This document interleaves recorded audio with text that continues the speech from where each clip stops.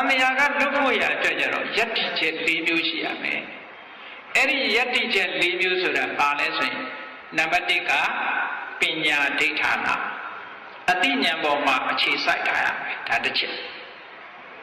နံပါတ်2ကသစ္စာဒိဋ္ဌာနာအမှန်တရားပေါ်မှာသစ္စာပေါ်မှာအခြေစိုက်ထားရမယ်နံပါတ်3ကသာဂာဒိဋ္ဌာနာစွန့်လွတ်မှုပေါ်မှာအခြေစိုက်ထားရမယ်နံပါတ်4ကဥပတ္တမဒိဋ္ဌာနာအငြိမ့်ချက်ပေါ်မှာအခြေစိုက်ထားရမယ်တဲ့ဟောအခြေပြုရမှာဘယ်နှမျိုးတော့အဲ့ဒီ၄မျိုးပေါ်မှာပညာပေါ်မှာသစ္စာပေါ်မှာစွန့်လွတ်မှုပေါ်မှာငြိမ့်အေးမှုအပေါ်မှာ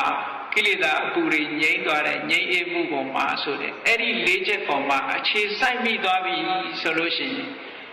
အထင်တွေအမြင်တွေမလာတော့ဘူးလို့ပြောတာဘုန်းကြီးတို့တွေကလောကမှာအသက်ရှင်နေကြတာအထင်နဲ့အမြင်နဲ့အသက်ရှင်နေတာလေဓာတ်၆ပါးကိုငါလို့ထင်နေတာပဲငါဟာလို့ထင်နေတာပဲ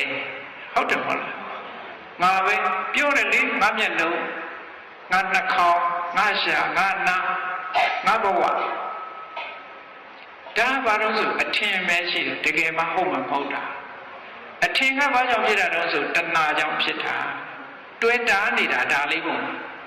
ငါဘဝငါဟာဆိုပြီးဣတံမမဒါငါဟာဆိုတဲ့အတွေ့လေးနဲ့တွဲနေတာတကယ်စဉ်းစားကြည့်ရင်ပထဝီဟာပထဝီပဲအာဘောဟာအာဘောပဲတေဇောဟာတေဇောပဲ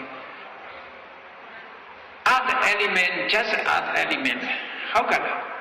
ငါတို့ပြောစရာတခုမှမရှိဘူးဒီထဲမှာသူ့တဘာဝတရားတွေဆိုင်ရာအကြောင်းကြောင့်ဖြစ်နေတာတွေကြီးပဲတဲ့အဲ့ဒီအထင်အမြင်တွေအမြင်ဆိုတာဘာလို့ဆိုလို့ရှိရင်ဒါလေးကိုပဲကိုယ်ပိုင်တဲ့အရာလို့မြင်နေတယ်အဲ့တော့အထင်ဆိုတာတဏှာကိုပြောတာအမြင်ဆိုတာဒိဋ္ဌိကိုပြောတာငါဟာလို့ထင်နေတာတဏှာငါလို့ထင်နေတာမာနငါရဲ့အတ္တလို့ထင်နေတာကဒိဋ္ဌိဒီနေရာမှာတော့အထင်နဲ့အမြင်ဒီတဏှာနဲ့ဒိဋ္ဌိဒါကိုပဲဥပါဒံလို့လည်းခေါ်တယ်ဥပါဒံဆိုတဲ့အစွဲဟုတ်ကဲ့လားအဲ့ဒီအထင်အမြင်တွေဟာမညတ်တော်စီးဝင်နေတာခန္ဓာကိုယ်ထဲမှာစီးဝင်နေတယ်ဆိုတာဒါတွေက flex ဆိုတာအဆက်မပြတ်ဖြစ်နေတာပြောတာပင်လယ်ထဲကိုရေတွေစီးဝင်နေတယ်ဆိုတာရပ်နေတာရှိရလားမရှိဘူးเนาะစီးဝင်နေတယ်တဏှာဆိုတဲ့အထင်တွေဒိဋ္ဌိဆိုတဲ့အမြင်တွေဟောတာတွေနဲ့ပတ်သက်လာရင်စီးဝင်နေတာအမြဲတမ်းအဲ့ဒီစီးဝင်မှုတွေမဖြစ်တော့ဘူးတဲ့ဟောဒီပညာပေါ်မှာယက်တည်လိုက်ပဲ